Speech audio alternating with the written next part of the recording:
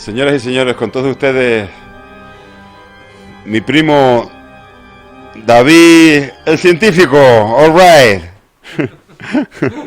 ¡Qué sorpresa! Gracias, David. Espera, voy a llevar este vaso para allí. ¡Qué sorpresa! Ustedes ¿No ya me habéis visto? le conocerán de más éxitos como, por favor, David, arréglame esto. Agarraste la cámara, fíjate, la cámara esta, esto, la arreglaste tú, que yo la había esta mañana Sí, estropeado. la verdad es que milagro, ¿eh? Espera, voy a dejar este vaso allí. Uh-huh. Hola a todos.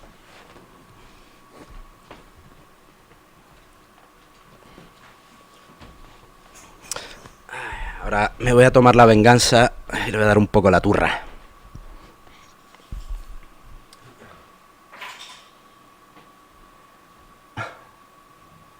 La camiseta realmente no es por la Unión Soviética en sí, por comunismo ni nada de eso, sino es la camiseta de fútbol, una réplica de la camiseta de fútbol de la Unión Soviética del año 1975.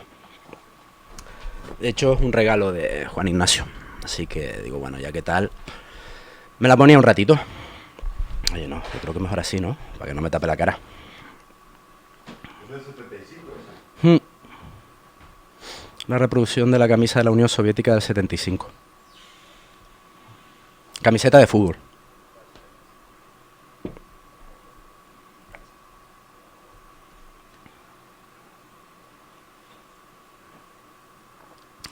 Pues mira, Jota, esta es de una tienda que hay en Madrid que se llama Cooligan. Se pueden comprar por internet también.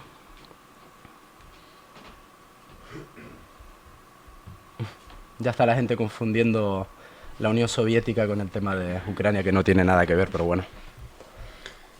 Claro, es otro rollo, ¿no? Absolutamente, o sea, Putin muchas veces se le llama comunista y Putin tiene de comunista lo que yo de votante de Vox. O sea, absolutamente nada. De hecho, Putin no empezó como si fuera un como si fuera un matón. No lo tenía el gobierno ruso, no lo tenía como el típico matón que llevaba el tema de Trabajó en la KGB. en la KGB, ¿no? La KGB. Sí, De sí, hecho, sí. era uno de estos espías que parece que hacían trabajo sucio. Sí, sí, sí, exacto. Sí, sí, Trabajo sí. sucio, entonces absolutamente nada que ver con el comunismo lo de ese señor. Y nada, yo es que había estado viendo todos los directos básicamente para ver si habían fallos técnicos. Pero bueno, me llamó la atención el cómo se trataron algunos temas de filosofía. Y claro, fueron surgiendo términos como, por ejemplo, se mencionó varias veces la ciencia, se mencionó al hombre como especie, Sí. se mencionó Yo muchas veces hablo que si el evolución. ser humano, que si tal. Claro, pero Hombre, tiene sentido, ¿no? sí, sí, totalmente. Simplemente que en algún momento se habló como especie, pero claro, al mezclarlo a lo mejor con términos como evolución, Tú eres biólogo de formación. yo soy biólogo.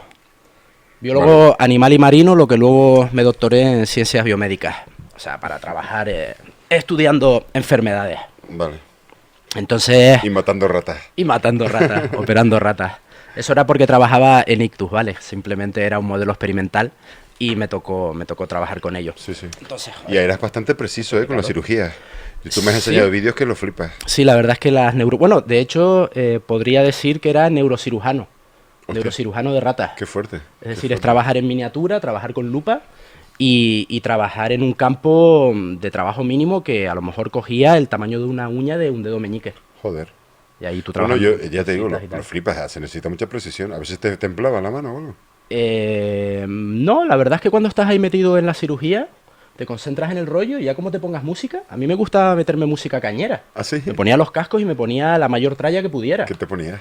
Pues desde AC/DC, que es bastante rítmica, pero luego a lo mejor tú que ya mencionaste el metal y tal, a mí me gusta mucho Korn, me gusta Slipknot, Vale. que esos se clasifican, por cierto, dentro de la categoría de nu metal. Ah, el nu metal. El nu que metal. lo comentó el otro día Claudio Fernández. Ujú, Eso. correcto. Entonces, nada, me gustaba meterme eso, pues como que me aislaba un poco del mundo exterior, te concentras en lo que estás haciendo y básicamente vas como piloto automático. Piloto automático. De hecho, muchos cirujanos utilizan música durante sus cirugías, ¿eh? De todo tipo, desde música clásica. Es normal. Sí, sí, pero vamos, completamente. Y hasta incluso leí hace poco que había salido algún estudio en el que comentaban que la música tipo rock duro Sí. ayudaba más a la precisión y concentración de los cirujanos que otro tipo de música, como a lo mejor la música clásica. ¿Ah, sí? Sí, sí, completamente sorprendente. Uno no pensaría que algo que supuestamente te despierta las conexiones neuronales, como es la música clásica, pudiera ser menos efectivo para concentrarte o tener precisión en una cirugía que escuchar tralla. Claro, qué interesante. Porque a lo mejor esa tralla es como muy básica, como el tecno, ¿no? Que es como muy estructurado, muy básico, y a lo mejor eso te da como más precisión.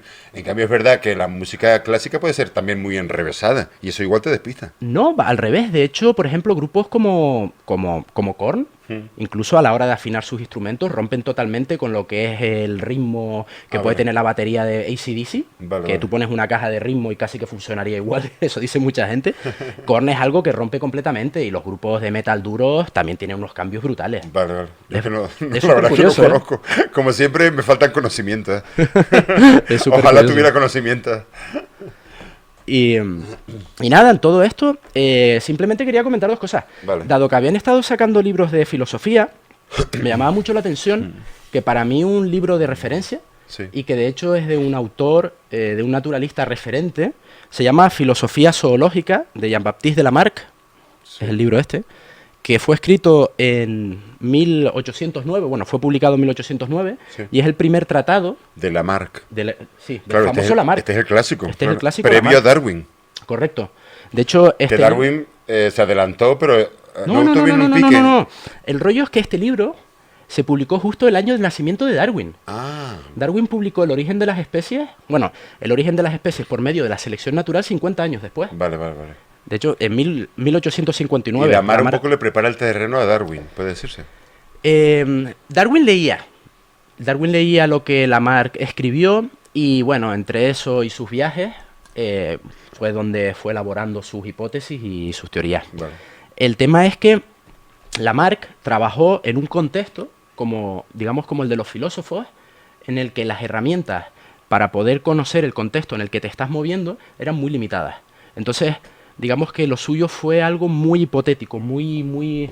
No fue experimental. Exacto, exacto. Lamarck era naturalista, empezó trabajando más bien con plantas, y empezó a desarrollar sus ideas, sobre todo cuando empezó a trabajar con invertebrados y con fósiles de invertebrados. De hecho, este señor fue el que acuñó el término biología. ¿Usted? Fíjate, siempre... ¿En serio? Sí. ¿No completamente. existía? No, fue La Lamarck, palabra biología. fue el que acuñó el término biología como ciencia del Vale. estudio de la vida. Vale, vale, vale. Y también fue, digamos... Tendría que sonar en su día como una palabra extraña. Sí, totalmente. O sea, habían ideas aceptadas, pero habían ideas que eran completamente novedosas. Todavía se creía que, bueno, que todos los seres vivos habían sido creados por Dios, y que eran estáticos, es decir, que habían estado ahí desde el origen de los tiempos. Sí, sí.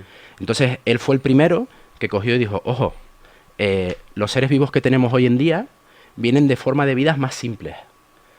Entonces, han ido evolucionando desde forma de vidas más simples. Vale. Él, de hecho, no habla del origen de la vida. Él lo que habla es de cómo han llegado a ver organismos más complejos a partir de organismos más simples. Vale. El tema es que Lamarck siempre ha sido un autor denostado, incluso ridiculizado. A lo largo de la historia se ¿sí? le ha ridiculizado de forma brutal. Porque a lo mejor dijo algunas cosas que ahora, a vista de hoy, a lo mejor sonarían un poco ridículas. Pero claro, él en ese momento, en los inicios, pues claro, es fácil, qué sé yo. Igual que dijo muchas cosas que acertaría, habría otras que fueran disparates o no.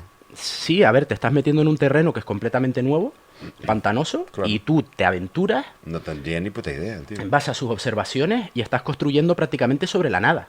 Sí, sí. Los que en ciencia van llegando después de otros autores siempre construyen en base al conocimiento de otros, Claro. y dan un pasito más. Claro. No sé, de hecho, sacarse un doctorado es generar un conocimiento nuevo para la humanidad, inédito, pero simplemente das un pasito más sobre lo que ya han construido Claro, otros. lo que se dice de subirse sobre los hombros de gigantes. Exacto.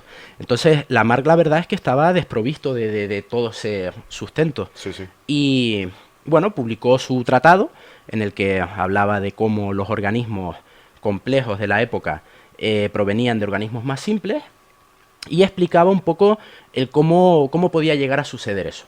Entonces, 50 años después, Darwin publicó su libro del origen de las especies por medio de la selección natural, donde no tanto propone una teoría de la evolución, que es como se le suele conocer, sino propone una teoría de cuál es el motor para que ocurra esa evolución, Vale. que es la selección natural. Entonces, ahí es donde siempre se les ha enfrentado a Lamarck y Darwin como los dos autores que tienen ideas diferentes de la evolución de las especies. El ejemplo típico, no sé si te sonará, tío, el rollo este de... Yo lo vi así en el colegio cuando yo era niño, de la evolución explicado con el cuello de las jirafas. Es verdad. El ejemplo basiquísimo, Es como de los ejemplos más... basiquísimo. Y bueno, en ese ejemplo lo que te proponen, de forma muy simple, es que, según Lamarck, las jirafas, poco a poco, para llegar a las copas más altas de los árboles, iban tratando de estirar su cuello en vida. Sí. Las que lo conseguían, aunque fuera a través de desarrollar un poco más la musculatura, esa nueva cualidad, ese nuevo carácter lo podían transmitir a la descendencia. Él pensaba que si una jirafa en su vida tenía el alargado el cuello más, eso se lo transmitía a su... Dicho de forma muy simple, vendría a ser eso. O por ejemplo, imagínate que tú, de repente en tu vida, haces mucho culturismo, te pones fuerte, como si fueras un culturista de musculado, y la madre hubiera dicho que tú le ibas a transmitir eso a una posible descendencia. Algo así, Vale, algo así. vale. Incluso padres que, por ejemplo, desarrollaran mucho la inteligencia, siempre y cuando fueran los dos padres, ojo. No valía que fuera uno de ellos, sino tenían que ser los dos los que, por ejemplo, cultivaran mucho la inteligencia a la hora de leer mucho. Entonces podrían transmitir no esos conocimientos, pero sí ese desarrollo intelectual a sus hijos. Sí.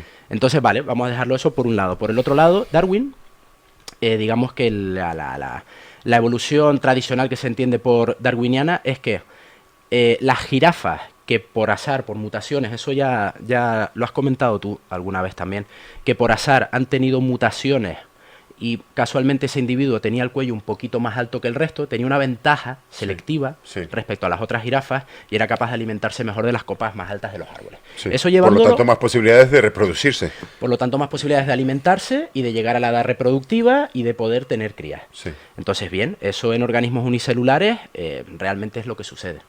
Es decir, los animales que de casualidad en la línea germinal de las células reproductoras de sus padres ocurra una mutación que les confiera algún tipo de ventaja selectiva sobre el resto de organismos de la población o de su especie, pues van a prosperar o incluso sobre otras especies. Sí. En cambio, lo de Lamarck era, bueno, primero cambia el medio y los organismos cambian después del medio. Eso, dicho en organismos pluricelulares, es un disparate. Ya. El tema es que con el paso del tiempo, esa idea de que ¿qué cambia primero? ¿El medio o el organismo? Y luego el organismo se selecciona o el organismo cambia por azar, por mutaciones antes que el medio, y el medio es el que selecciona al organismo, en este segundo caso la evolución darwiniana. Ajá. En organismos unicelulares, pensemos en una única célula, que es la que cuando se divide, aparece una nueva. Toda la información de esa célula nueva va a estar en la célula anterior, Sí. en la primera, en la célula madre. Si la célula madre sufre una mutación provocada por condiciones del medio, esa mutación se la va a transmitir a la descendencia sí o sí. Entonces ahí volveríamos a la evolución lamarckiana. Vale. Entonces, en los tiempos actuales, cada vez más hay un cambio de corriente que trata de integrar no tanto las ideas de Lamarck, sino complementar algunos gaps, algunos huecos que hay en la teoría darwinista. Claro que es una teoría muy fundamental para saber un poco de dónde venimos. Es muy popular la teoría de la evolución, pero me doy cuenta de que realmente tenemos un par de ideas como muy estereotipadas, pero no nos acabamos de enterar exactamente de cómo funciona la teoría de la evolución. Hay mucha gente que la define, y te hablo de compañeros de carrera, incluso que la definen como la supervivencia del más fuerte. Claro, y eso es un error. Es un error. Es un error porque tú en un momento determinado da la casualidad que por mutaciones tienes una capacidad, tienes una cualidad, tienes un carácter que te permite, si el medio cambia, tener una ventaja sobre otro individuo o sobre otros organismos o sobre otra especie, pero ¿y si el medio vuelve a cambiar y entonces ese carácter ya no te beneficia? Ya, Entonces tú ahí realmente ese cambio te estará perjudicando. sí. En cambio, a nivel unicelular, teniendo en cuenta que los organismos unicelulares, levaduras y bacterias, se reproducen a una velocidad bestial, incluso desarrollan mecanismos de hipermutabilidad, de mutar más ante un estrés del medio, para poder generar nuevas células que tengan cualidades para sobrevivir al medio. Sucede de forma azarosa, pero siempre posterior al cambio del medio, a esa presión del medio que les puede introducir esa mutación. Entonces, quería nombrarlo simplemente porque realmente hoy en día todavía la evolución o el concepto de evolución no es que se esté reconstruyendo, pero se está complementando. Entonces me parecía muy interesante el poder nombrar a un autor como Lamarck, que en su día escribió este libro, que tú que llevas esta maratón de filosofía, precisamente el libro se habla de se llama Filosofía Zoológica, y claro, él no se le había nombrado. De hecho, es que es un tratado de filosofía de la evolución, básicamente. Sí, yo no lo conocía nunca. Y ese es el título original. El título original, sí, Filosofía Zoológica. Incluso es tan importante... ¿Y es su libro más famoso, de Lamarck? Sí, totalmente. Incluso trascendió tanto su tratado, este libro, que otros autores como Lynn Margulies, que se le considera la madre de la teoría endosimbionte, que es la que explica cómo aparecen las células eucariotas, que son las células que tienen un núcleo diferenciado con otra membrana y que tienen orgánulos como las mitocondrias dentro de la propia célula, ella misma dice, y esto me lo he traído en el ordenador para citarlo textualmente, ella considera que en el nuevo siglo de la biología, ella hablaba del siglo pasado, del siglo XX, el difamado eslogan del lamarquismo, entre comillas, la herencia de los caracteres adquiridos, cierro comillas, no debe ser todavía abandonado, tan solo debe ser refinado cuidadosamente. Es decir, igual no estaba tan equivocado Lamarck. No es que estuviera tan equivocado, sino que en su contexto él construyó lo que mentalmente su contexto le daba la oportunidad de construir.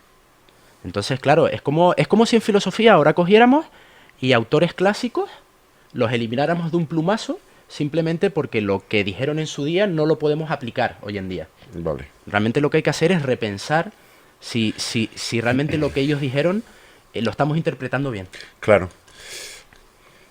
Sí, claro, se basa en eso, no descartarlo de un plumazo, porque a lo mejor ahí hay muchas cosas o muchas intuiciones valiosas sobre las que nos podemos apoyar para refinar ciertos pensamientos. Exactamente, sobre todo porque esta gente, tanto Lamarck como Darwin, cuando establecieron sus tratados, ellos no tenían ni idea de lo que era el ADN, no tenían ni idea de lo que eran los genes. Es que iban muy a ciegas los cabrones. Totalmente. Y además, el nivel de conocimiento de los organismos unicelulares era mínimo. O sea, allí habían enfermedades, pero las enfermedades no se sabía si la provocaba una bacteria, si la provocaba un virus, qué era la enfermedad o qué era lo que te estaba provocando. Las enfermedades, por ejemplo, se llamaban por fiebres. La fiebre amarilla, la fiebre no sé qué, fiebre tal, porque realmente era el síntoma manifiesto. Pero no se conocía la causa. Vale. Entonces me parecía lo llamaban la fiebre. Lo llamaban la fiebre no sé qué, la fiebre no sé cuánto. Claro. la fiebre del chat de la angustia. Total, de hecho, la peste... Hostia, cuando aquí en el chat de la angustia hacemos la típica retaíla de proponer algo y luego todos comentándola como si fuera un poema colectivo, eso podría ser la fiebre del chat de la angustia. Los tipos de fiebre, la fiebre de... Entonces, nada. Lamarck era un muchachito, un jovencito confuso. Pues sí, totalmente, en su momento sí. De hecho, por eso lo quería sacar y sobre todo para hacer una reflexión, para llegar a otro punto que ya es más actual y es, quería leer una cosita, que no me quiero entretener mucho para después poder preparar la siguiente intervención. Y pandemia idiota, pone. Pandemia idiota, cuando la ignorancia pasa de atrevida a peligrosa. Vale. También han estado nombrando estos días a Slavoj Žižek. Sí. Y de hecho, Žižek, justo al comenzar la pandemia, de hecho, este libro me lo dejaste tú. Este libro creo que es de mayo del 2020. Mayo de 2020, o sea, realmente llevamos poco tiempo de... ¿Eso ya estaría en el confinamiento? Se publicó en mayo del 2020. Nosotros estábamos confinados y en Italia ya estaban confinados también. Vale. De hecho, en el libro, Slavoj Žižek menciona el confinamiento de Italia, pero por ejemplo, no recuerdo que mencionara el de España. Vale. Entonces, él realmente, a la hora de escribirlo, él no llegó y lo escribió en mayo en 2 días y lo publicó. Claro. O sea, lo iría escribiendo a lo largo de... Y en Italia estaban confinando antes que nosotros. En Italia se confinaron antes, sí. Entonces, a mí me parece, por ejemplo, que en ese caso Slavoj Žižek se aventura demasiado en hablar de algo en base a sus ideas políticas y su ideología que no podía ser representativo en base realmente al contexto mundial de lo que estábamos pasando en esa época. De hecho, se suele confiar en la ciencia como que es algo que ya lo sabe todo, y absolutamente para nada. De hecho, la ciencia precisamente, yo creo que el buen científico, bueno, hay mucho machanguito futbolín que está por encima y que se cree que se la sabe toda, pero el buen científico es una persona que realmente sabe que sus verdades no son absolutas, sino son verdades al 90 y tanto % de confianza. Claro. Esa es la marca un poco de ver a un científico. Cuando un científico está demasiado seguro de sí mismo o de sí misma, no es buena señal. hay que transmitir seguridad. Imagínate Bueno, que vas a un médico y el médico te dice, bueno, yo creo Ya, bueno. que si te tomas esto, igual no te mueres. Hombre, la seguridad, sí, eso da confianza a la otra persona y a uno mismo. Tener confianza es importante, pero que eso se confunda con tener las ideas demasiado claras en el sentido de estar como muy seguro de ti mismo, de todo, y no dudar, eso me parece un mal síntoma para un científico. Es que tenemos que pensar que hasta mediados del siglo pasado, la fe en la religión, sigue habiendo mucha fe en la religión, evidentemente, y todas las religiones que hay en todo el mundo, pero la fe en la religión era realmente la que respondía a las grandes preguntas. Vale. Hoy en día no, hoy en día cada vez menos gente busca las respuestas en la fe o en las religiones y las busca en el conocimiento contrastado, en el conocimiento obtenido a través del método científico. ¿Qué pasa? Cuando hablamos de, perdona, Bien. cuando hablamos de magufos, ¿de qué se está hablando realmente? Porque yo siempre lo había oído como una palabra de niño, pensaba que era una palabra hasta canaria. Cuando No. decían, mira tú el magufo ese, como en Canarias, cuando nos vestimos para las romerías, vamos de magos De magos. o de magas, que eso aquí no se dice en la península. Entonces cuando oí lo de magufo, pensaba que era a propósito del mago que se viste por una romería. La palabra magufo viene de la palabra mago y de la palabra UFO, de unflying, ¿cómo es? No, unidentified flying object. Objetos volantes no identificados. Ahí está. O sea, es de juntar mago con ovni. Sí, exacto. Vale. Y es una palabra que realmente cada vez gusta menos utilizarla para tratar a la gente que son magufos. Pero magufo entonces, ¿qué significa? ¿Que es negacionista? Magufo generalmente es una persona flipada. Vale. O sea, el magufo vendría a ser una persona que en vez de buscar las respuestas en lo más plausible, dice, bueno, como yo no me creo esto, me voy a buscar la respuesta más disparatada. Es decir, en vez de decir, hombre, esta foto podría tener una explicación de que eso sea una mancha en el objetivo, no, yo digo que eso es un objeto volante no identificado. Vale. Entonces, Alguien flipado y básicamente un poco tirando a anticientífico. Totalmente. De hecho, suelen buscar más bien las respuestas en temas desde espirituales a místicos, que trascienden el ser humano, que trascienden lo físico, que trascienden lo material, lo buscan mucho todo en lo espiritual.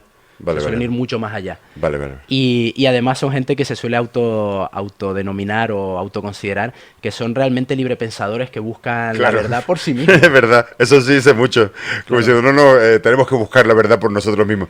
Que siendo una frase bonita, pero claro, es sospechoso que este tipo de gente se la apropia mucho. Claro, realmente, o sea, tú para poder entender algo tienes que tener unas herramientas previas, tienes que tener un conocimiento previo para hacer una observación e interpretar esa observación. Claro. Si tú no tienes los conocimientos previos, muy probablemente la interpretación que hagas de la observación puede ser un disparate.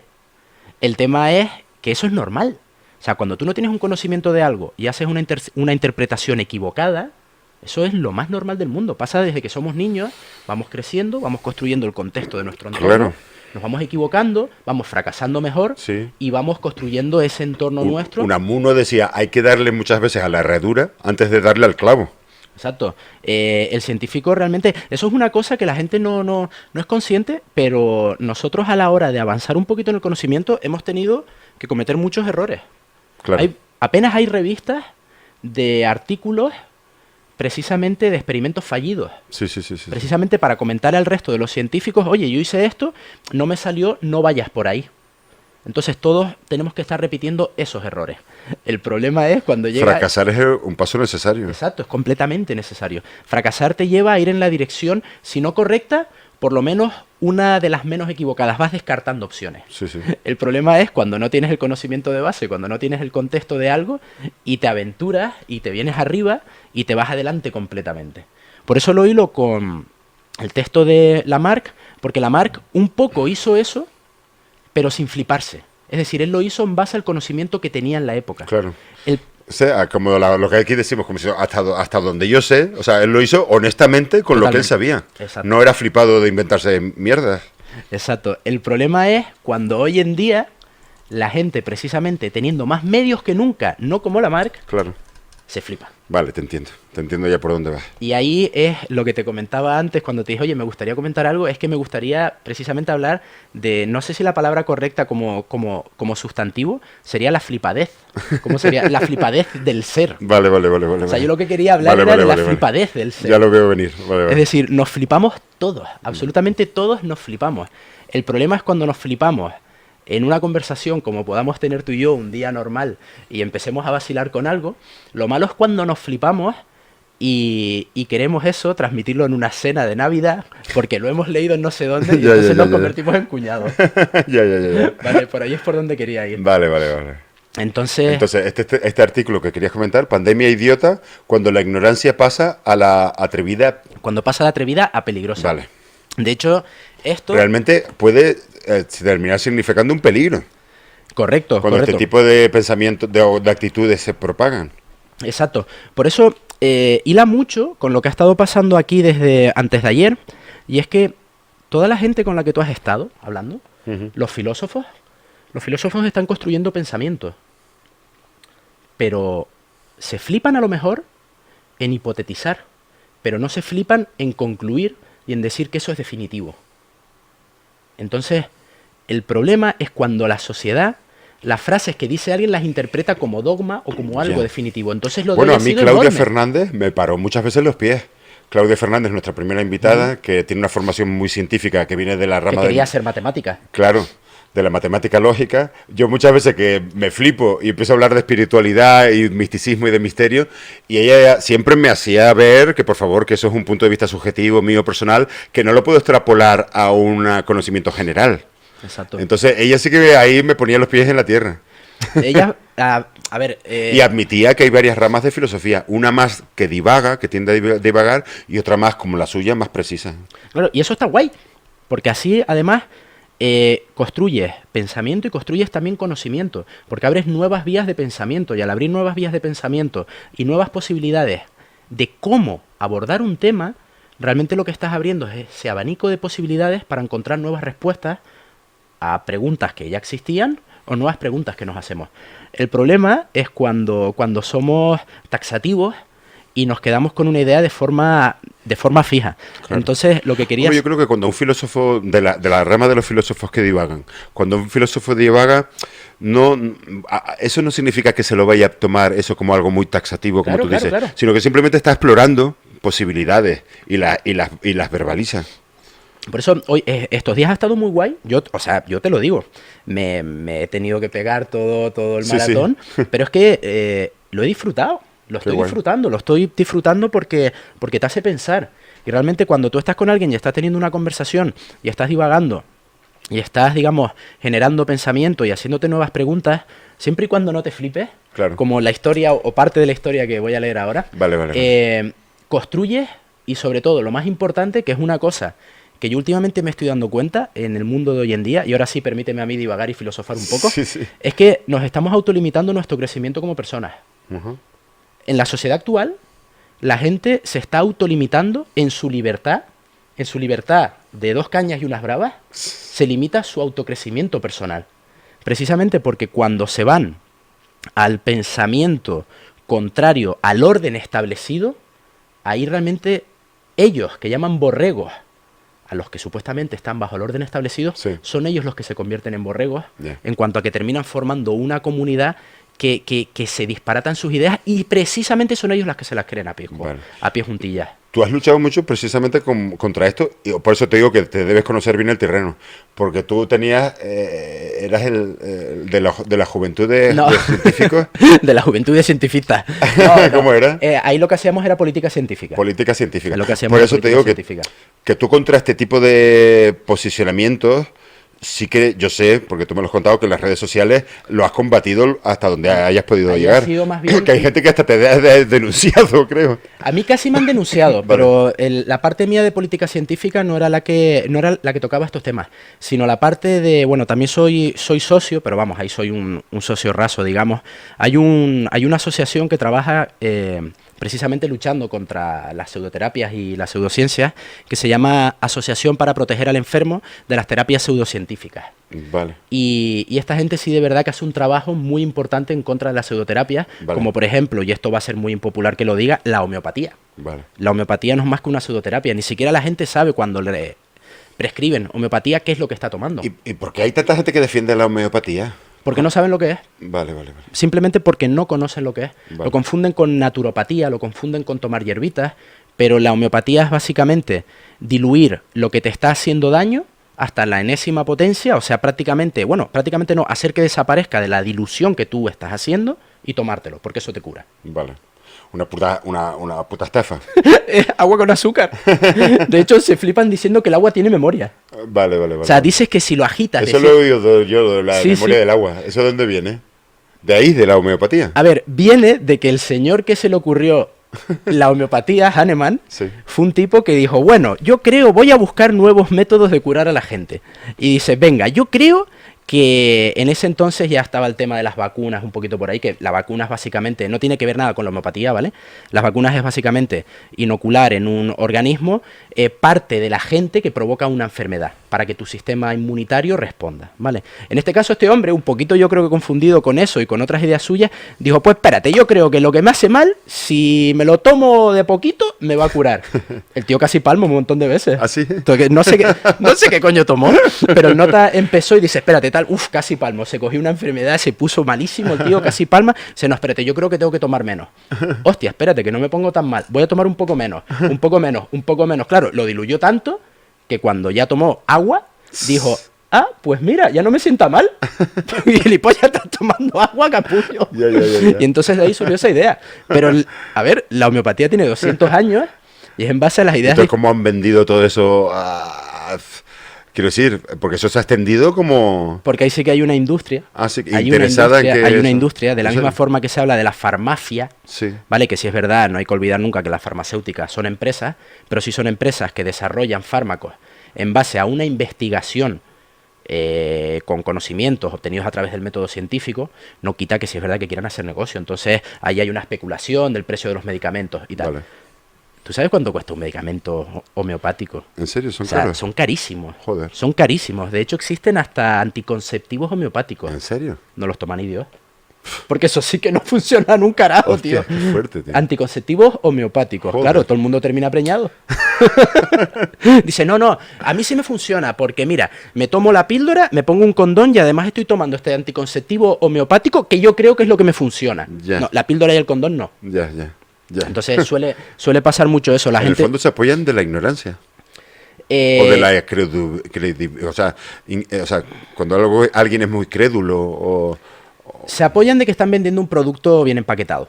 Vale. Se apoyan de que están vendiendo un producto bien empaquetado y de Con la mucha misma... retórica o mucha tal. Y todo muy adornado y esto no te va a hacer mal. Y es que efectivamente no te va a hacer mal. Ya. A ver, a no ser que seas diabético Sí. y te pegues una inflada a productos homeopáticos, no te va a hacer mal. Vale. De hecho, mira, quería enseñar un libro a colación de esto de Fernando Cervera que se llama El arte de vender mierda. Fernando Cervera ya ha hecho varios suicidios homeopáticos. Suicidios homeopáticos. Suicidios homeopáticos. ¿Qué es A ver, esto que quede claro, que dentro de esta plataforma que es Twitch, no es ninguna forma de suicidio, Sí. porque es simplemente tomar un exceso de medicamentos homeopáticos. Vale. ¿Qué pasa? Que estás masticando no gominolas porque no son blanditas, pero estás comiéndote 20 o 40 pastillas de algo que no tiene ningún principio activo, ningún fármaco que realmente te vaya a hacer nada. Vale. Entonces el chico este lo ha hecho varias veces y efectivamente lo ha hecho delante de defensores de la homeopatía. Sí. Claro, los deja completamente descolocados. Entonces, Porque ¿qué le pasa cuando intenta eso? nada. Nada. A él nada. Es que la homeopatía no hace nada. Vale. Es que ese es precisamente el Suicidio rollo. homeopático. Claro, entonces es un vacilón porque es que no hace absolutamente nada. Entonces, este chico escribió un libro que se llama El arte de vender mierda. Él junto con Mariano Collantes, otro chico que conozco, biólogo también y un tío de puta madre, se inventaron una pseudoterapia que se llama fecomagnetismo. Fecomagnetismo. Sí, básicamente. ¿Se la inventaron ellos? Se la inventaron ellos Como para ver si la colaban. y la colaron. ¡Qué cabrones! Llegaron a ir a congresos Qué cabrones. y gurús de las pseudoterapias y pseudociencias. Se lo compraron. Por ejemplo, en México les llamaron para que les mandaran su producto. Ya. Eh, ¡Qué cabrones! Se su pro- metieron ahí en plan caballo de Troya. Totalmente. Su producto, básicamente, ¿sabes qué era? ¿Qué era? Mierda e imanes. Es decir, con mierda e imanes podían curarlo prácticamente todo. Hostia, qué fuerte. Entonces llegaron a ir a algún stand, de algún congreso de pseudoterapias y tal, y cuando vieron que ya la cosa se les empezaba a tomar en serio, dijeron, lo serio? dejamos, lo dejamos. O sea, ellos mismos, no fue que nadie les parara los pies. No, lo tuvieron que dejar porque es que ya les estaban empezando a hacer ofertas y ellos incluso creo que llegaron a decir, mira, que esto no funciona. No, tú, da igual, tú tráemelo. O sea, ya daba que- igual lo que ellos Es dijeran. que da absolutamente igual, Joder. tío. Joder. Mira, de hecho, es Pues casi se les va de las manos lo de la mierda y los imanes. No, no es que se le fuera de las manos. Ellos tenían muy claro hasta dónde podían llegar y por eso precisamente escribieron este libro. Y de lo mejor es que crearon una página web y voy a buscar el nombre, a ver cómo se llama. Quiero buscar el nombre de ellos, incluso se inventaron hasta los dos científicos que habían desarrollado esta pseudoterapia. Entonces, a ver si encuentro los nombres. Ah, vale, te vas a descojonar. Esto es brutal. Ellos, para ponerle el nombre a los dos científicos padres del fecomagnetismo, dijeron que esta terapia era, había sido creada por los doctores Hugh Nielsen y su ayudante, el doctor Leslie Laurie. ¿Se los inventaron? Sí, cogieron el nombre de Hugh Laurie, el actor que interpretaba a House, Sí, sí, sí. y el nombre de Leslie Nielsen, Hostia. el de actor Aterriza como famoso pueda. de Aterriza como puedas, el actor cómico. Entonces lo llamaron Dr. Hugh Nielsen y Dr. Leslie Laurie. Crearon una página web, cogieron fotos de doctores random, Hostia, bueno, eso- de doctores random, de algún banco de imágenes de dos personas y ya está. Eso me acuerdo, perdona, cuando había un comedy club en Madrid, cuando empezábamos actuando, que iban estos cómicos y a un bar de Madrid le ofrecían toda una programación entera, que en realidad solo eran estos dos cómicos, pero le decían, te vamos a llenar esto de actuaciones de comedia toda la semana. Y dice, estamos nosotros dos y todos estos cómicos. Y les enseñaban como un catálogo de cómicos inventados. Y hostia, que los nombres eran súper graciosos. No sé qué, bananas, Chaquito. Colaba. Sí, sí, y colaba. Además, hacían una sinopsis del espectáculo de estos cómicos y se lo vendían. Entonces, cuando le tocaba actuar a no sé quién bananas o a no sé nombres inventados, había uno en inglés, de no sé qué, ay, no me acuerdo de los nombres, era súper gracioso. Decían, perdona, no sé quién bananas no ha podido venir, que está enfermo, voy a actuar yo. Entonces, los dos acababan llevando todo el dinero y vendían una programación de a lo mejor de 5 o 6 cómicos. Y el nombre de no sé qué bananas se llamaba A la una... A la 1:30 cierra el metro. En su show se llamaba A la 1:30 cierra el metro. Bueno, perdona. Nada, no Y esto puede. se inventaron científicos como para vender toda... Claro, claro, o sea, tú cada vez que creas una pseudoterapia siempre tienes que tener un padre. Entonces, un padre creador, ¿no? Entonces crearon todo esto y nada, el libro se llama El arte de vender mierda, el fecomagnetismo, la homeopatía y otras estafas. Qué fuerte. Y precisamente habla de las estafas, porque es que son estafas. Se quieren poner como se pongan, son estafas. Y luego ellos inventaron su propia pseudoterapia para demostrar que bien enmaquetado, bien empaquetado un producto, entra. Vale, vale. Y lo metieron tanto Que- que tuvieron que dejarlo porque les salió mucho mejor incluso, creo, de lo que ellos pensaban. Qué fuerte. O sea, que lo hubieran petado con ese producto de caca y imanes. Totalmente. Sí, sí, se hubieran puesto con eso. Es que se lo estaban pidiendo, tío. Sí. Les estaban pidiendo para poderlo vender ellos. Entonces, ahí es donde voy también eso, ¿no? Cómo se puede engañar a la gente de forma voluntaria y cómo desde las grandes empresas, vamos a no llamarlas farmacéuticas, porque es que realmente, aunque se hagan llamar farmacéuticas, no lo son, porque es que no venden fármacos. Las empresas de homeopatía grandes. Entonces, ahí sí que hay una industria detrás Vale. de maquetado, de marketing y de venderte un producto que es básicamente agua con azúcar y vale, sí tiene ¿Y el excipiente. Estado no toma medidas ahí? Cuando una estafa de este tipo ha proliferado tanto, el Estado, no sé, desde el Ministerio de Sanidad no se le paran los pies a toda esta gente. Pues mira, es que Pedro Duque Sí. fue uno de los primeros ministros que realmente se puso serio con este tema. Y de hecho, ojo, la Organización Médica Colegial de España, que es la que regula el uso de medicamentos y fármacos, que es la que regula el ejercicio de la medicina, dice textualmente que la homeopatía va en dirección totalmente opuesta a lo que es el Código Deontológico Médico. Pues mira, O sea, tal cual lo dicen. o sea, eso está dicho así tal cual. Tal cual. Y aún así el gobierno no toma medidas. ¿O no es tan fácil parar a esta el gente? gobierno lo que ha hecho Si son es- estafas a esta escala, Se ha elaborado un listado de pseudoterapias. ¿Qué pasa? Que meterle mano legalmente es muy difícil. así. Hay una regulación y, por ejemplo, la homeopatía no pasa los mismos ensayos digamos, como los ensayos clínicos que se hacen con todos los fármacos. La homeopatía no pasa exactamente por lo mismo. Porque realmente te están diciendo, es que yo no te estoy metiendo ninguna molécula realmente como tal, nueva que hemos descubierto en un organismo y la hemos sintetizado en laboratorio y ahora la metemos en una cápsula. Yo lo que te estoy dando es esto. Entonces, mientras no haga daño, legalmente no se puede hacer nada. Ya. Claro, en realidad no están matando a nadie. Pero se están aprovechando del dinero de mucha gente por una estafa. De forma indirecta sí mata. De hecho, la homeopatía mata. ¿Ah, sí? La homeopatía mata. De hecho, absolutamente todas las pseudoterapias matan de forma indirecta. ¿En qué sentido? En el sentido de que al final la gente, ya sea simplemente Deja de ir a un tratamiento adecuado. o pospone un par de citas médicas. Vale, vale. De hecho, la Asociación para Proteger el Enfermo de las Terapias Pseudocientíficas fue creada por un señor, no voy a contar el caso aquí, o tampoco sé si el hombre lo ha hecho público, pero bueno, no, prefiero no estarlo contando ahora. Su hijo tuvo un cáncer, se abrazó a la homeopatía y otras pseudoterapias y cuando se dio cuenta murió. Vale, vale. El propio Steve Jobs, Steve Jobs. ¿Qué le pasó? que se murió de cáncer Sí. y ¿Recurrió a homeopatía? no quiso tratamientos médicos. ¿En serio? ¿Pero cómo puede ser tan magufo Steve Jobs? Sí, y al final de su vida él reconoció que había cometido un error. ¿En serio? El gran Steve Jobs, el Ya, gurú, qué fuerte, macho. el gurú de Apple, Sí, total. se encomendó a la pseudoterapia y terminó falleciendo por eso. Qué fuerte. Terminó falleciendo por eso. Y pasa con cantidad de gente. El Él problema... tenía una inclinación muy espiritual, pero claro, de ahí a caer en lo otro. El otro día escuché que el único libro que él tenía en su Apple, por lo visto, era el libro Autobiografía de un Yogi, que es de... Ay, no me acuerdo cómo es el yogi, pero es un yogi que fue de la India a los años 20 a Estados Unidos e introdujo un poco la meditación y el yoga en Estados Unidos, que eso es súper guay, pero se me acaba de ocurrir. Claro, el problema es cuando lo extrapolas algo más. Claro, si de ahí pasas a caer en una puta estafa, pues ya ves. El problema es cuando lo extrapolas a algo más. Tú y yo lo hemos comentado un montón de veces a título personal, cuando tú sabes que yo soy un poquito... casi que radical con estos temas, que de hecho incluso me suelo restringir bastante a abrirme a nuevas cosas y hombre, sí es cierto que muchas veces también es por mi propio desconocimiento. Pues, por ejemplo, yo del yoga no tengo conocimiento. Entonces muchas veces he sido escéptico, pero sí es cierto que he de reconocer que ayuda mucho a nivel relajación y que No es solo una eso, herramienta completamente válida. yo creo que es una cosa, vamos a ver, a mí la meditación, con el yoga no tengo tantos conocimientos, pero tengo ganas de hacerlo. Y a mí de la meditación yo estoy contentísimo de todo lo que, y me encanta.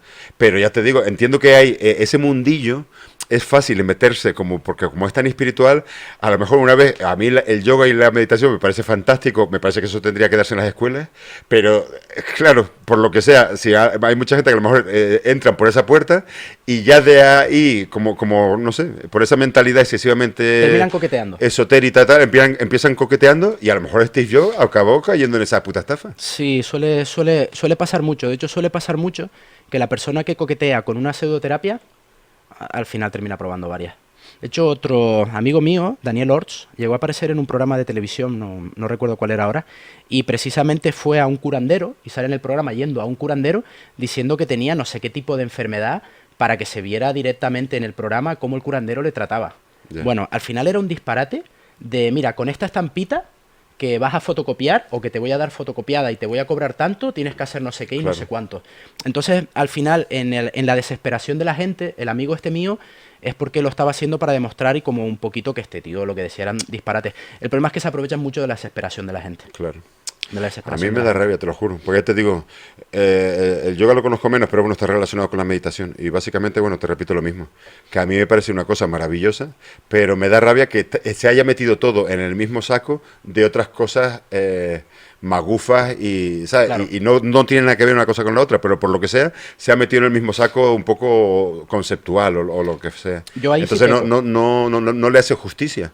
Totalmente. En cambio, perjudica y crea muchos prejuicios acerca de la meditación. Y mucha gente que tiene prejuicios acerca del yoga o de la meditación, realmente son prejuicios infundados porque ve que se mete todo en el mismo saco. Y no tiene nada que ver. No tiene nada que ver una cosa con la homeopatía o tal. Lo que pasa es que, por lo que sea, por una inclinación...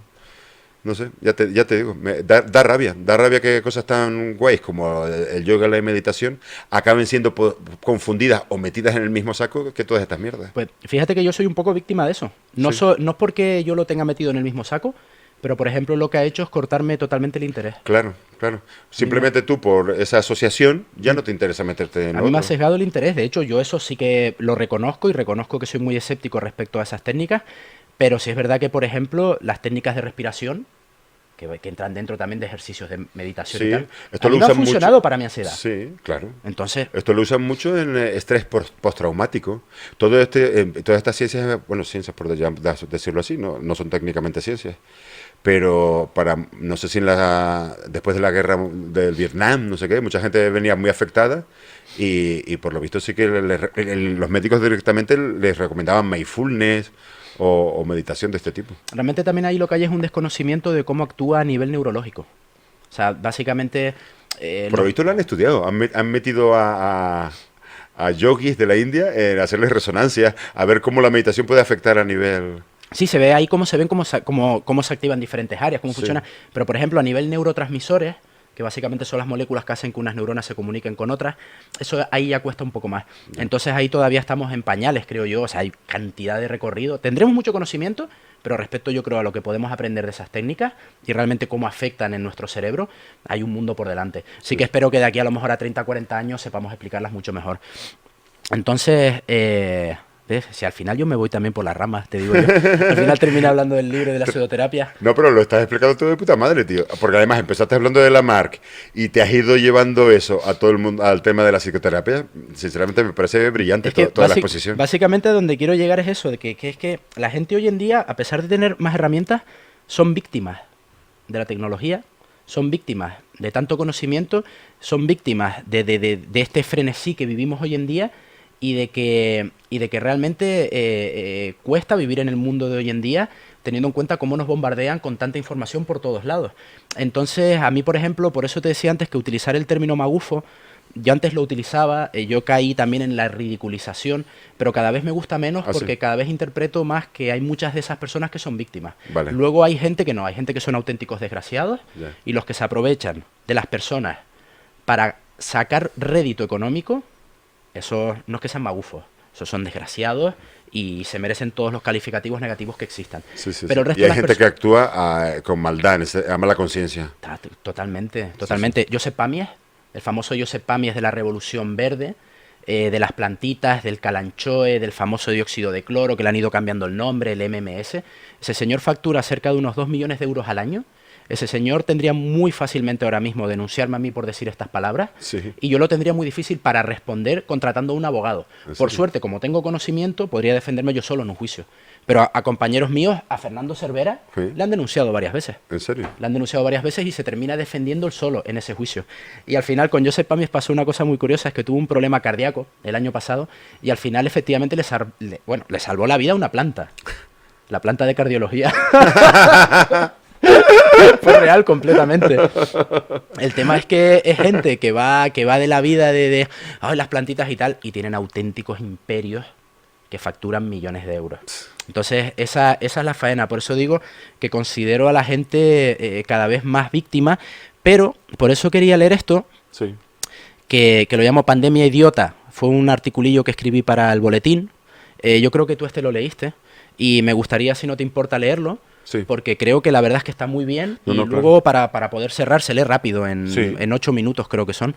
¿Todo el artículo? Sí, Vale, un vale. artículo de opinión mío que escribí en... Ah, que este artículo es tuyo. Sí. Ah, perdona, que no te habías entendido. No, no, sí, sí. Lo escribí, de hecho, debería volver a escribir, yo creo que lo último que escribí, en octubre del 2020, Vale, vale. y en gran parte sigue de actualidad. Sigue de actualidad y me parece que engancha mucho con precisamente todo lo que estás hablando tú, o lo que se está comentando estos días con los invitados de la filosofía y también mucho de la evolución del ser humano, que la evolución no es direccional y como lo han mencionado ustedes muy bien, Claro. no simplemente... No tiene un objetivo, no hay Exacto, un destino. ni siquiera implica una mejora. Sí, es como el libro, fíjate, traíste el libro del gen egoísta de Richard Dawkins, luego él tiene otro libro que se llama El relojero ciego, porque por lo visto, otra teoría que intentaba explicar la evolución con un objetivo determinado, decía que había un relojero, que la teoría de la evolución es como algo tan, ese mecanismo tan delicado de la evolución, de crear un ojo, todas las cosas de los seres vivos, están mecanismos tan complejos que automáticamente se te venía la idea de que tenía que estar detrás de eso un relojero. A mí esa Una idea me idea de encanta. Dios. A mí ese nombre me encanta Sí. porque un reloj básicamente ¿qué hace? Te marca el tiempo. Sí. El relojero ciego es el tiempo. es el tiempo. Simplemente... Claro. Para pero, exacto. Él decía que, vale, que a lo mejor, si tomamos en cuenta esa idea de que tiene que haber un relojero, en todo caso tendría que ser ciego. Exacto. Porque no tiene un objetivo, no busca nada. Exacto, es como lo del... Y el tiempo, dices tú, que sería el relojero ciego. Claro, o sea, lo único que necesitamos para que evolutivamente ocurra algo es que pase suficiente tiempo. Yeah. Porque a lo largo de ese tiempo se van a dar las condiciones para que surja una mutación o surja cualquier tipo de cambio molecular en un organismo que le confiera ese carácter nuevo.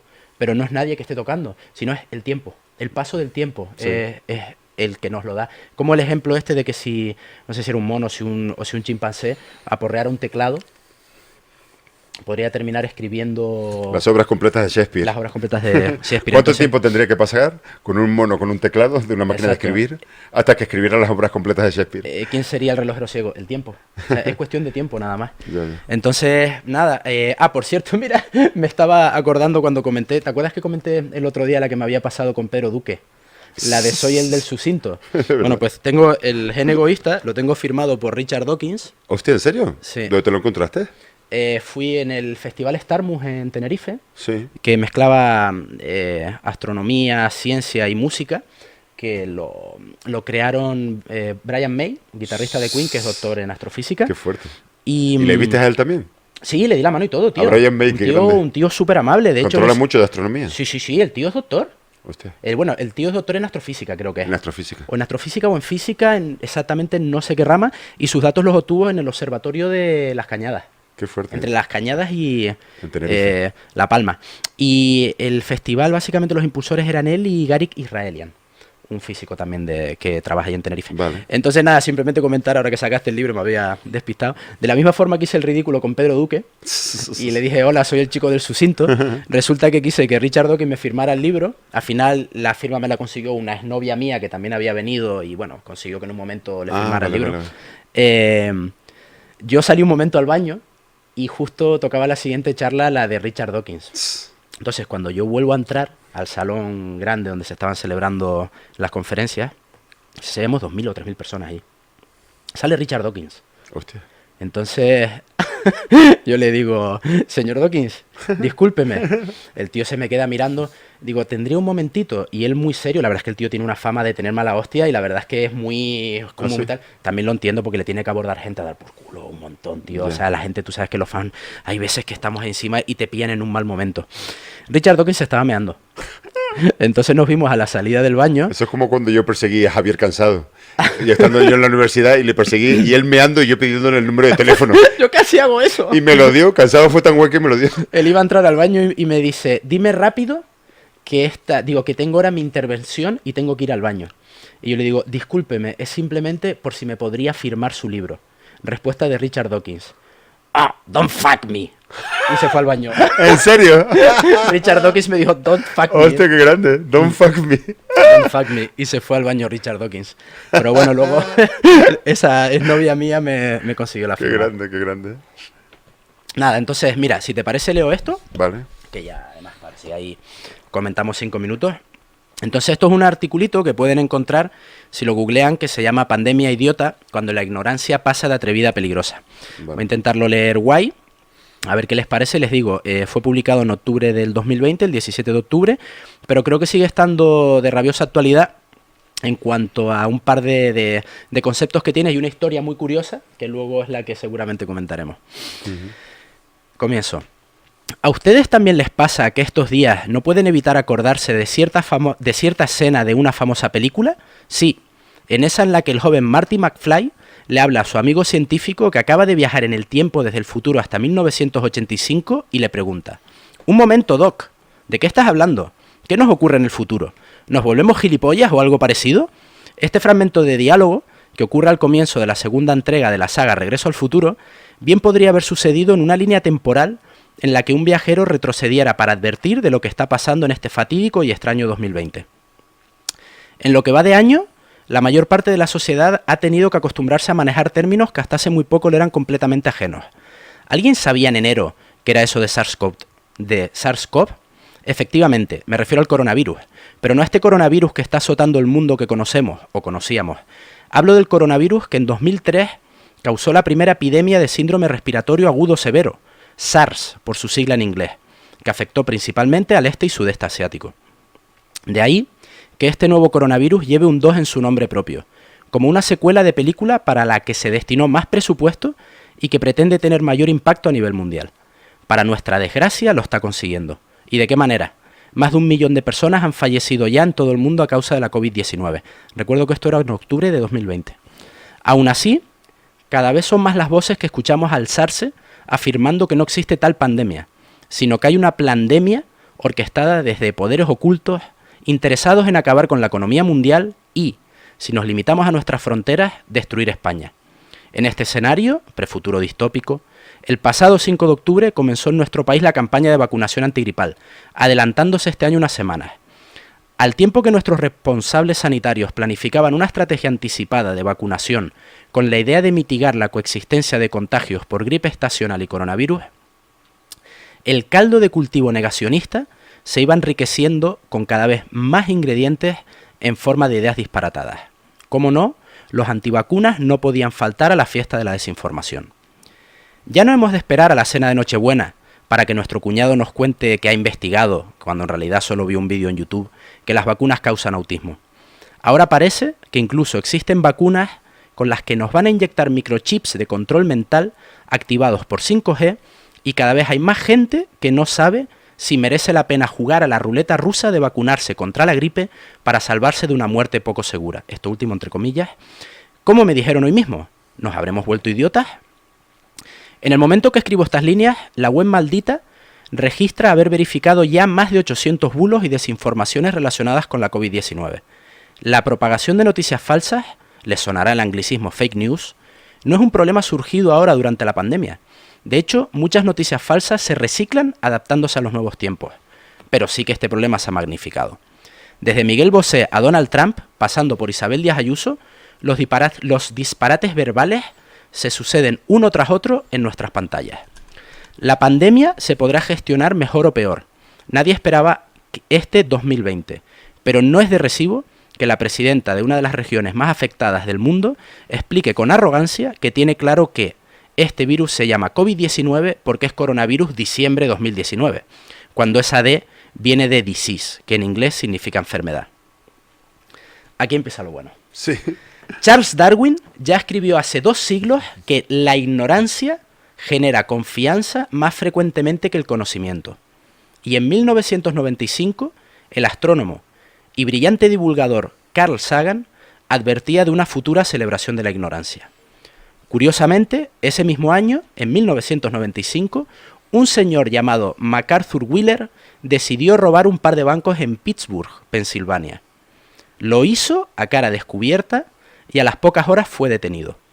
Su reacción no fue otra que la de sorpresa y exclamó: «¡Pero si usé el zumo!». El señor Wheeler pensó que si con jugo de limón se podía hacer tinta invisible, untándolo en su cara, las cámaras de seguridad no podrían grabarlo. A raíz de esta historia, en 1999, el doctor David Dunning y su pupilo Justin Kruger describieron un fenómeno que finalmente recibiría el nombre de efecto Dunning-Kruger. Este se refiere a un sesgo cognitivo de individuos incompetentes que no son capaces de reconocer su propia incompetencia. Sobreestiman sus propias habilidades y típicamente niegan la competencia de otros que realmente sí la tienen.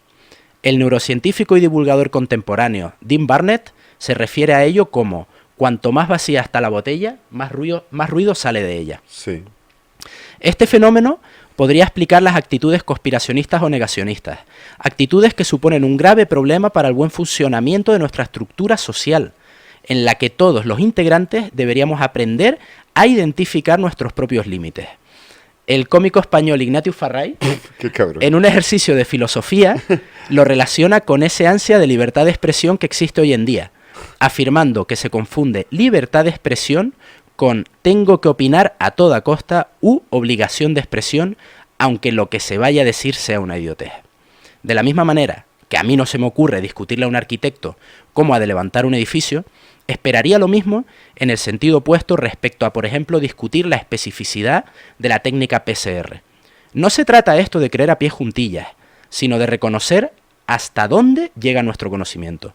Yo, personalmente, puedo saber que existen diferentes tipos de ladrillos y vigas, pero comprender las interacciones entre los diferentes materiales de construcción conlleva mucho tiempo de formación y una experiencia que yo no tengo.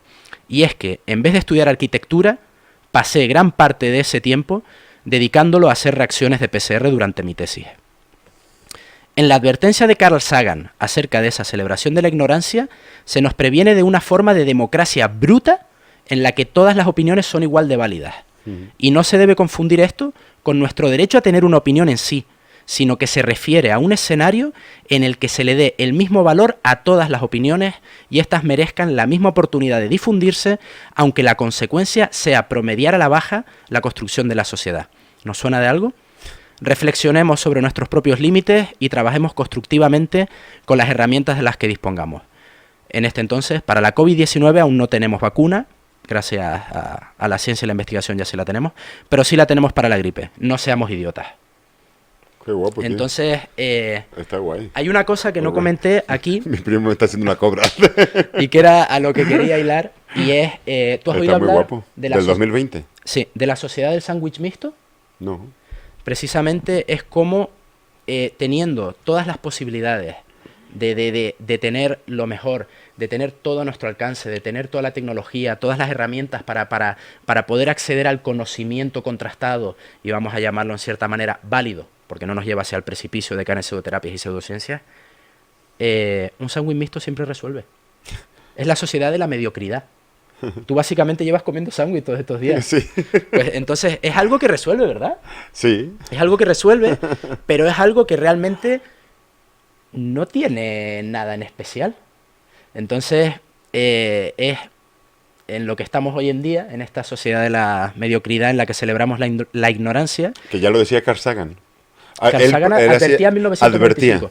En su libro de una celebración de la idiotez. El mundo y sus demonios, él hablaba tal cual de la celebración de la ignorancia. De la ignorancia. Y él predijo, en ese entonces no existían tal como existen hoy en día las redes sociales, pero en sus palabras, de la misma forma que Richard Dawkins introduce el término meme, Carl Sagan habla de esa democratización bruta de la opinión, de darle el mismo valor a todas las opiniones, que todos tenemos el derecho a tener una, pero no todas tienen el mismo valor. Unas tienen más contexto o más fundamento que otras. Y es más, en las redes sociales muchas veces se premia, o una información por Facebook tiene más difusión cuanto más sensacionalista sea, quizás. Exacto, cuando se apela a los sentimientos, a las emociones, cuando algo se apela a que a ti te llegue de cerca y que te toque, y que tú seas capaz de en tus esquemas mentales correlacionarlo de forma rápida con algo, que ya sabemos que correlación no implica causalidad, lo vas a absorber, lo vas a asumir, lo vas a hacer tuyo y te lo vas a creer como si fuera la realidad. Que es un peligro, ¿no? Porque, claro, la verdad verificada no es tan atractiva como algo muy sensacionalista. Entonces, claro, un disparate en las redes sociales, que siempre nos vamos a lo más llamativo, un disparate nos va a llamar más la atención, se va a compartir más. En cambio, la verdad no suele ser entretenida. No, porque muchas veces cuesta pensar. Cuesta pensar. Entonces, es una de las cosas también que quería también ya casi que hilar para cerrar todo este discurso, y era felicitarte por lo que has montado. No, porque ¿Y tú también? No, me refiero al contexto de los invitados, porque tiene una profundidad que realmente me parece de una exquisitez y de una calidad intelectual, tío. Lo que estás aquí exponiendo, que me parece brutal. O sea, estaría guapo que aquí en el streaming acabáramos tú y yo comiéndonos las pollas aquí. Como yo, lo que hemos hecho está de puta madre. David, esto está de puta madre. No. Suscríbanse. ¿Los invitados los has elegido tú? No, pero bueno, con la ayuda tuya para coordinarnos todos, con Irene también. Quiero decir que en todo esto realmente es ofrecer contenido de calidad que realmente ayuda precisamente a escapar de esa simpleza de sentarte delante de... Con el chat de la angustia, aquí, lo del chat de la angustia es brutal. O sea, de verdad, gente, la calidad que hay de comentarios en este chat choque es impresionante. De prepus, dice que nos hagamos un choque de prepus. Mira, el día que queramos que nos baneen, yo creo que el día que quieras despedir el canal, lo podríamos hacer así directamente, tío. Qué fuerte. Así que... Primo científico, es definitivamente el stream que le faltaba a Twitch. Joder. Bueno, no sé si es Muy así, orgulloso pero- de este chat. No, no, joder. Beso grupal. All right, chat de la angustia. Aquí estamos todos juntos. Vamos a aullar todos juntos. Yo creo que quedó cerrada la historia, ¿no? Ah, sí, perdona. No, No, no, yo digo por si querías despedir ya o qué hora es. no lo que tú veas. Bueno, son las 8:30, ahora cómo hay que preparar la última conexión. Ignatius y su primo renacentistas. Paja grupal. Macroquedada ya. Hostia, ¿no habíamos dicho lo de hacer lo del Triskel? ¿Se puede anticipar eso? No lo hemos hablado con... Con el Triskel. A ver, lo he hablado con gente del Triskel, con trabajadores, pero habría que hablarlo con Wendy, con la dueña. Ya, ya. Pero bueno, se puede anticipar. Porque ellos ya un poco, yo creo que estarían de acuerdo, se puede hacer. Yo he Hay hablado, hay confianza. creo que con quien es encargado, Jesús creo que es encargado, ¿no? O algo así, un poco... Si no era el dueño. ¿Es de Jesús, los dueños? sí, Ah, sí, vale, sí. yo pensaba que era Wendy. Bueno, es que ellos son matrimonio. Ah, vale. Ellos son pareja. Vale, vale. Sí, sí, sí. Wendy y Jesús lo llevan entre los dos. La verdad es que molaría mucho hacer esa quedada grupal, que sería realmente 600 tarados en un bar. 600... Esa es una duda, porque queríamos hacer esa quedada entre nosotros. Sí. Pero claro, de alguna manera, allí, ¿cuánto pueden caber? ¿50 personas? Creo recordar que me dijeron que en la sala abajo en torno a 40 y pico, 50, sí. ¿Sabes que ahí hacíamos un comedy club? El primer comedy club que se montó en Madrid lo hicimos entre varios cómicos y fue en la Plaza del Carmen, que había una cervecería irlandesa que se llama el Handyman, cerca del Burlitzer, que está ahí cerca de la Gran Vía. Hostia. Pero luego, como ese el sitio era un after hour, hubo una movida. Esto es significativo, 666 espectadores. All right. 666. El ángel caído. Míralo, que lo puso. El ángel caído es nuestro patrón. Enorme. Que representa el fracaso. Pues nada, que cerraron porque una movida, porque era un after. Y el siguiente sitio donde movimos el Comedy Club fue el Triskel, que estuvimos allí 2 o 3 años. Pues la verdad es que molaría hacer algún tipo de actividad en el que, bueno, nuestra ¿Cómo idea... lo habías pensado tú? Mi idea era que tú hicieras el streaming desde casa Ajá. para que tecnológicamente lo tuvieras más sencillo, ¿sabes? Por el tema de que tienes aquí el ordenador y todo Pero esto. interactuando con la gente que estaba allí en persona. Y hacer una quedada de viewers. Vale. Hacer una quedada de viewers. Hostia, eso estaría guay. Entonces la idea sería juntarnos 40, 50 personas, estar viendo el streaming y de la misma forma que aquí conectamos por Skype. En los con baños de invitados, Atocha cabemos todos. seguro. Entonces, de la misma forma que aquí hacemos las conexiones por Skype, estar yo allí con una cámara y todo preparado para hacer la conexión con el Triskel y que tú lo tengas en ventanita y en algún momento puntual pues también se pueda hablar con el público asistente. Qué guapo. Yo creo que molaría.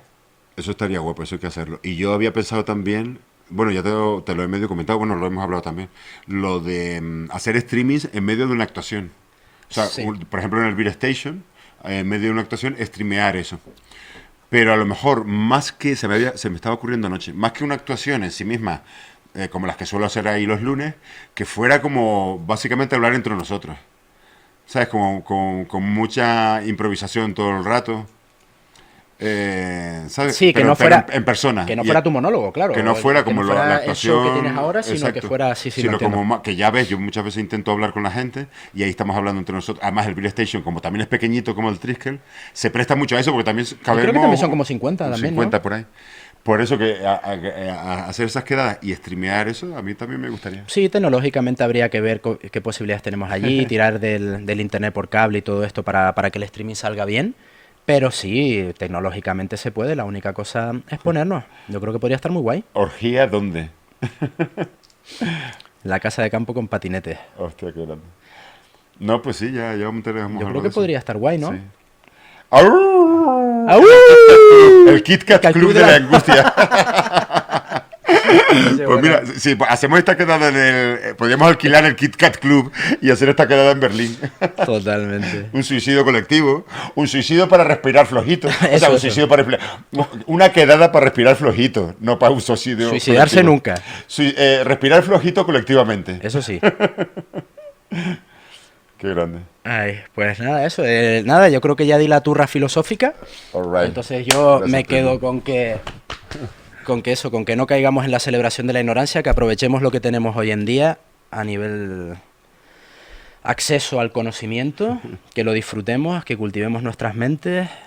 Tienes que venir también, el otro día vino José Luis Crespo, Pero de todos los filósofos que os soléis juntar, científicos, Científico. Que os soléis juntar, también me habías dicho de Ignacio Crespo. Ignacio Crespo, que es sí. filosofía de la ciencia. Ignacio dijo que él estaba totalmente dispuesto a que cuando quisieras le avisemos un par de semanas antes por tema de bueno. agenda, pero sí. Y más colegas tuyos. Hoy estábamos diciendo de Altosano, como estaba yo tocando, menos mal que luego vino Luismi, y él lo tocó de puta madre el sintetizador. Pero ya iremos haciendo más quedadas y invitando más gente. Gracias, Pachi. All right. Bueno, Bueno, pues señoras si y quieres- señores, pongan un primo en su vida. Ahora tendré que volver a aparecer en escena para configurar DioScript. la llamada, pero... DioScript, sí, gracias por recordárnoslo. Que también habla de videojuegos, como a nivel muy teórico. Vale, pues si quieres, All right. paramos un momentito y ahora vuelvo... Aullemos. ¿Te quedas aquí, sí? Vayamos. ¡Au!